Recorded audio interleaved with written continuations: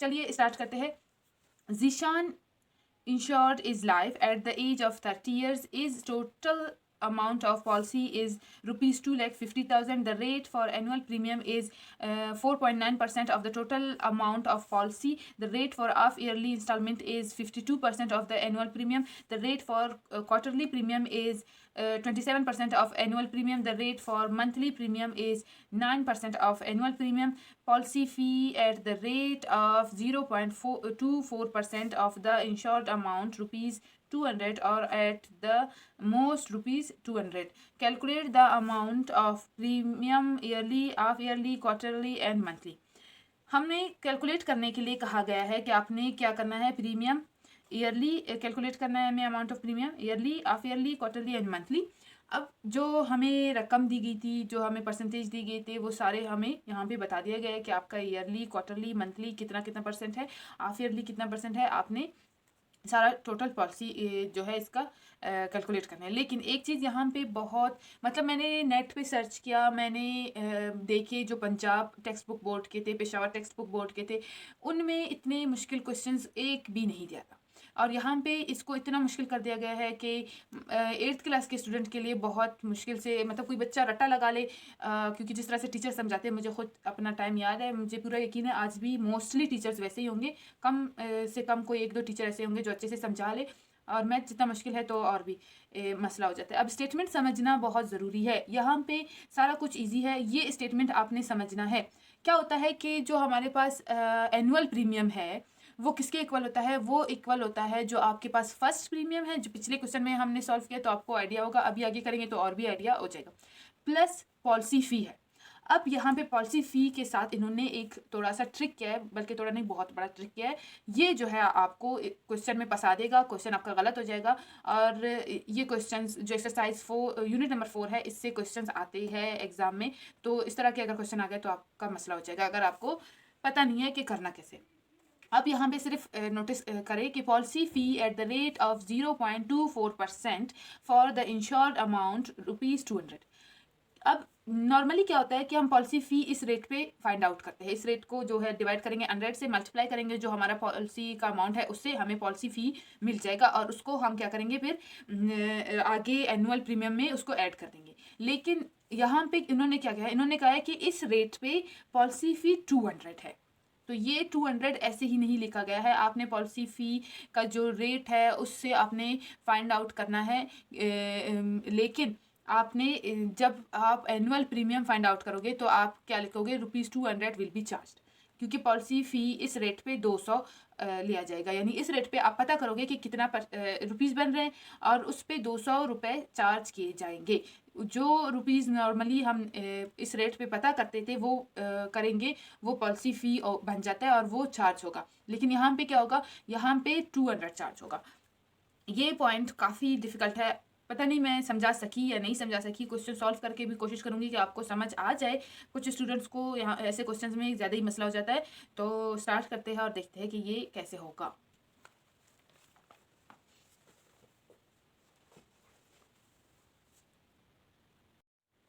तो सबसे पहले हम इसको स्टार्ट करते हैं और लिखते हैं हमारा टोटल अमाउंट क्या है।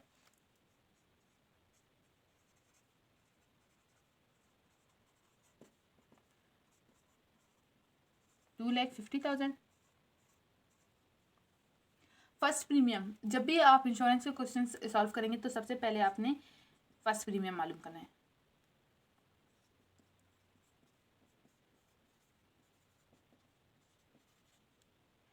एट द रेट के लिए मैं ये सैम्बल यूज़ कर रही हूँ, आप एट द रेट लिख सकते हैं।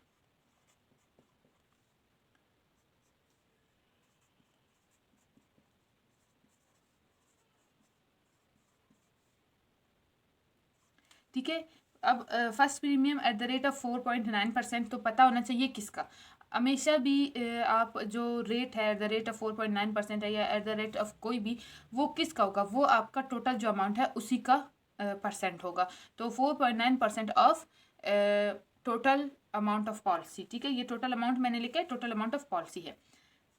अब क्या करना है, 4.9 डिवाइड बाय 100। जब भी परसेंटेज से किसी भी नंबर को नॉर्मल नंबर में कन्वर्ट करना हो तो उसको 100 से डिवाइड करेंगे।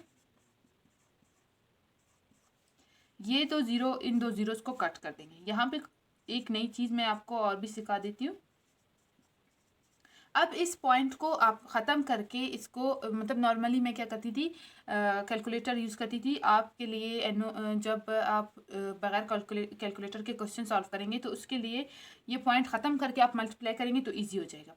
वो कैसे करेंगे, अब ये नंबर है हमारे पास यहाँ पे 49 है, पॉइंट जहाँ पे लगा है पॉइंट के लिए 1 लिख ले, पॉइंट के आगे जितने भी डिजिट्स है उतने ज़ीरो लगा ले। यहाँ पे कितना डिजिट है, 1 डिजिट है, मल्टीप्लाई बाय 2500।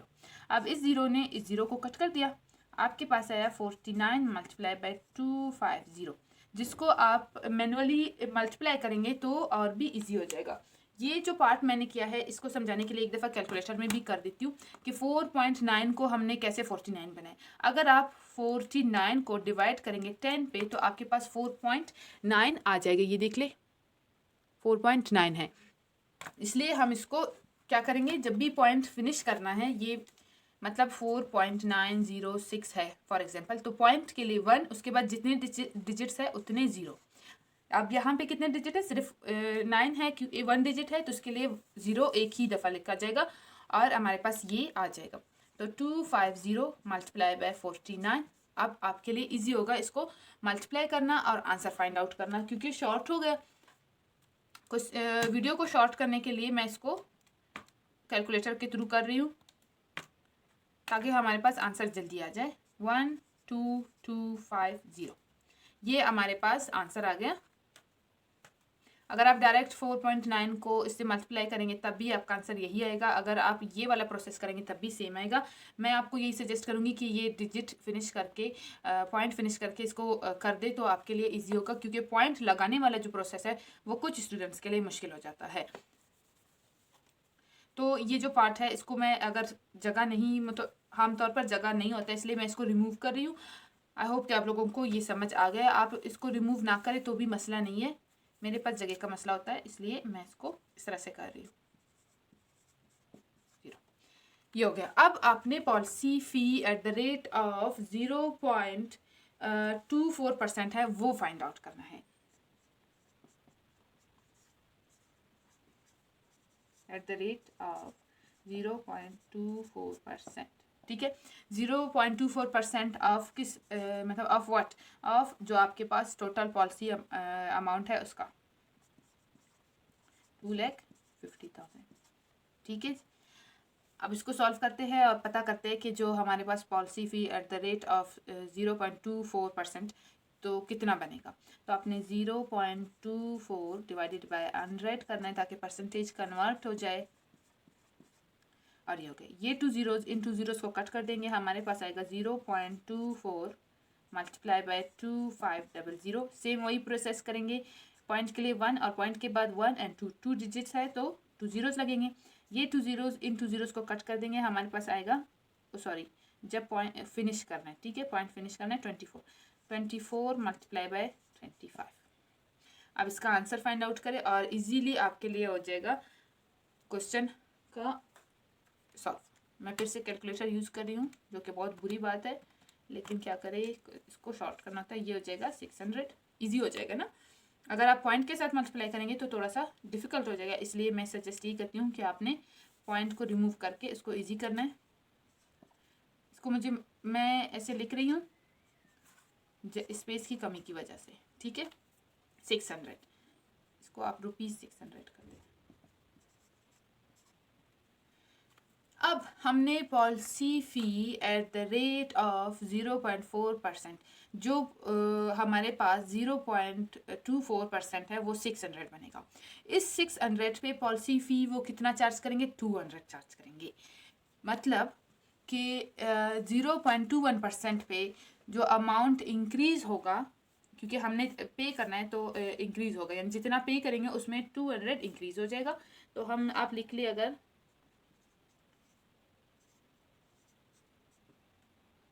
4%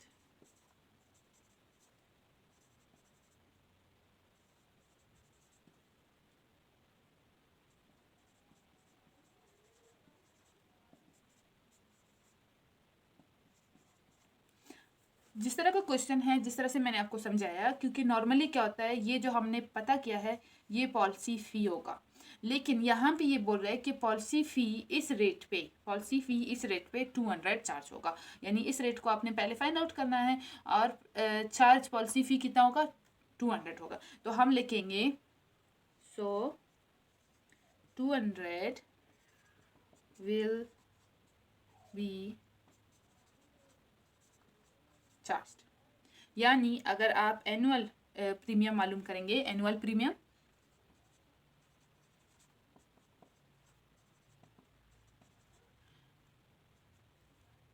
वो क्या होगा, किसके इक्वल होगा, आपके पास जो हमने पहले रकम फाइंड आउट किया था, फर्स्ट प्रीमियम प्लस पॉलिसी फी उन्होंने बोला था 200 चार्ज होगा, is equal to.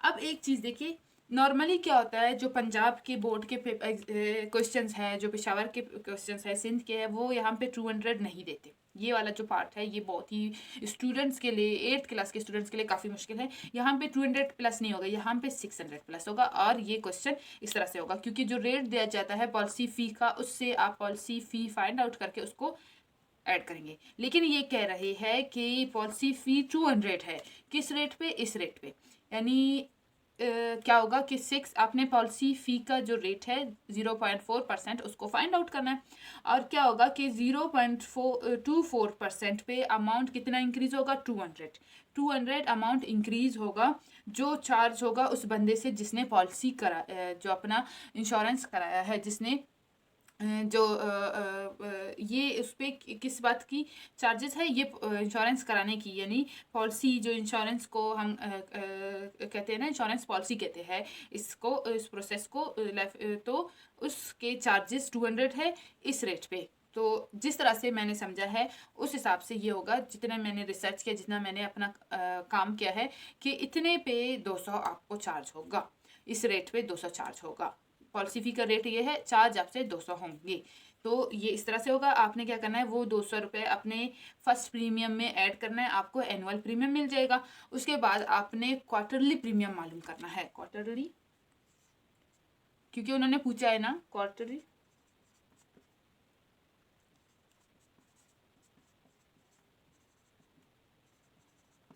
Quarterly premium उन्होंने कहा था 27%, रेट है इसका of 27% of annual premium. Annual premium ये है, तो हम इसको ही लिख लेते हैं। अब इसका 27% को कन्वर्ट करने के लिए इसको 100 से डिवाइड करके मल्टीप्लाई करेंगे, 12450, इसका 10 इस 0 को कट कर देगा। अब आपने ये 27 को मल्टीप्लाई करना है, इस नंबर से डिवाइड करना है 10 से, तो कैलकुलेटर पे करूँगी, एक तो स्पेस कम है, ऊपर से टाइम भी बचाना है। 27 मल्टीप्लाई बाय 1245, जो कि 33615 आएगा आंसर। उसको डिवाइड करना है 10 पे, आपके पास 336.15 आएगा। एक दफ़ा फिर से कर लेती हूँ,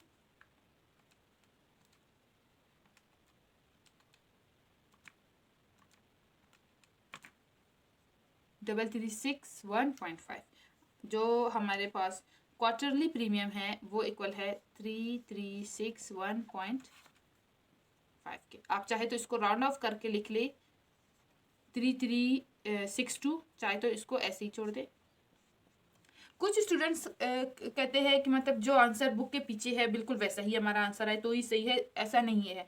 जो मैथ्स के टीचर है, जो प्रोफेशनल्स है, आपके पेपर्स चेक करते हैं, वो इस चीज़ को समझते हैं कि आपने इसको राउंड ऑफ किया है। आप इसके बाद एक स्टेप और कर ले, 3361 की 15 की जगह 2 कर दे, इस तरह से लिख ले, तो वो और भी ज़्यादा इंप्रेस होते हैं, और ऐसे चीज़ों के आपके और भी मार्क्स मिलते हैं कि देखिए इसने खुद सॉल्व किया है, इसने मतलब एक इसको आइडिया है कि ये फर्दर मज़ीद सॉल्व हो सकता है। तो जितने ज़्यादा स्टेप्स आप लिखेंगे एग्ज़ाम में, पेपर में, उतने ही इस लेवल पे आपको मार्क्स मिलते हैं। ठीक है, मैं इसको मिटा देती हूँ। कुछ मुझे कमेंट्स भी आते हैं कि इसका आंसर ये नहीं ये है, तो वो चीज़ के लिए मैंने इसको ऐसे ही जोड़ना है। अच्छा, ये तो मैंने डायरेक्ट क्वार्टरली की है। एनुअल के बाद हाफ ईयरली प्रीमियम है, जो मैंने नहीं की, वो कर लेती हूँ। Half yearly premium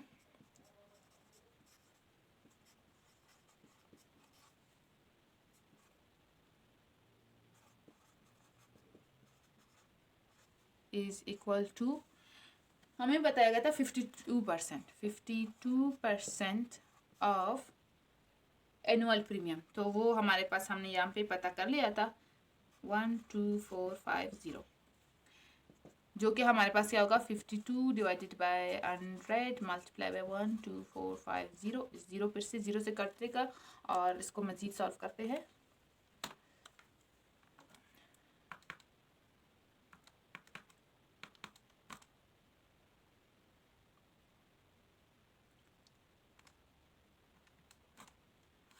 six four seven four, ये आपका हाफ ईयरली प्रीमियम है। एनुअल प्रीमियम, फिर हाफ ईयरली प्रीमियम, फिर क्वार्टरली प्रीमियम, उसके बाद हमारे पास मंथली प्रीमियम है जिसका परसेंटेज उन्होंने हमें बताया है 9% ऑफ एनुअल प्रीमियम। सो